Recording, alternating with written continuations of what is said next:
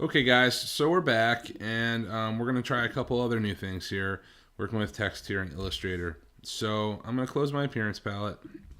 I'm actually going to get rid of Wonder Woman here. And I just want my character palette and my color palette open again. And I'm going to type. And again, a little bit of point text. And I'm really not feeling this script font anymore, so let's change that. Well, I don't know. Um, how about something like Comic Sans? That was a joke. Comic Sans is one of my most hated things in the world, so please don't hand anything to me with that in. Yeah, it's just not good. How about Lunchbox Slab? That's kind of fun. That kind of feels like Napoleon Dynamite-ish. But anyway, so check it out. We can put text in paragraphs. We can put text in single lines like this. We know that we can go ahead and we can rotate it. We can do things like that. We can play around with those effects, and we can put on a rise, that sort of stuff. But we can even do more.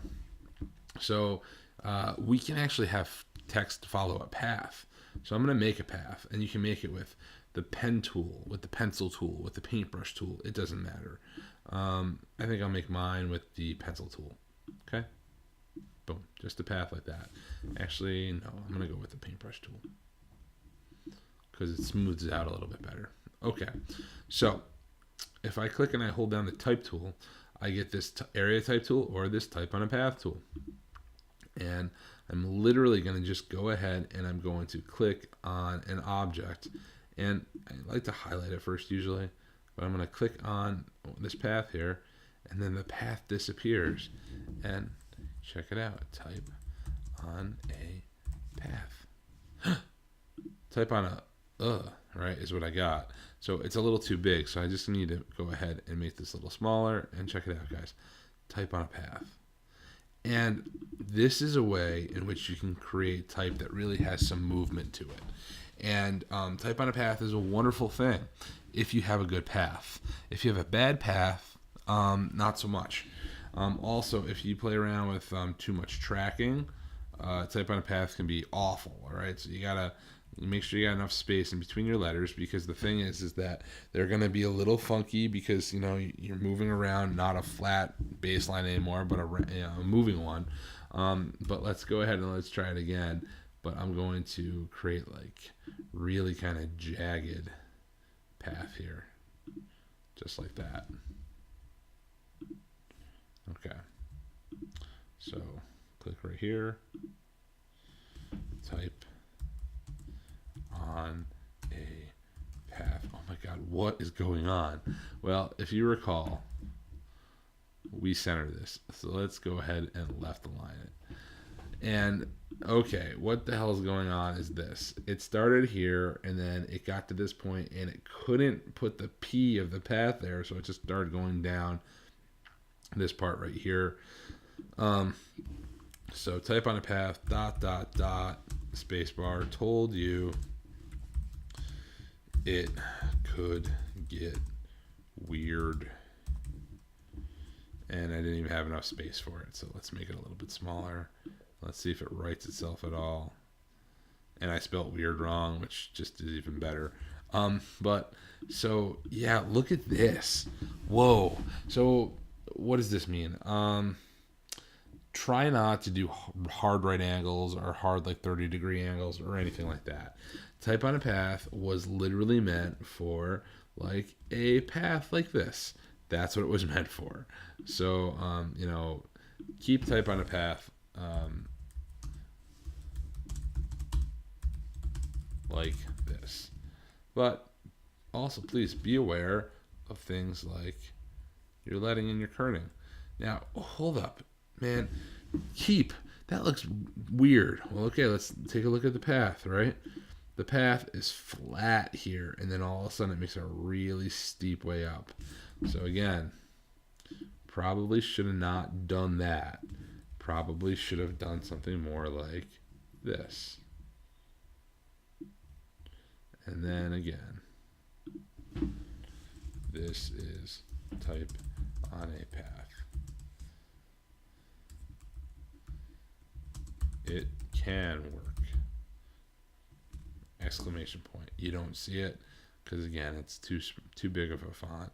Why do I got to keep doing this? Mainly because I have a font size that's just too big for the path that I have, and when it hits the end of the path, it's going to disappear. Sometimes this stuff happens. Can we just shore up this? Well, let's try. Option and left. And yeah, look at that. You can do that, okay? So if you get some weird stuff that happens, and you need to get these things closer to one another, you can edit these things on their own. That's definitely something you can do. Let's take these periods and let's move them a little farther away from path. And now let's get it a little closer.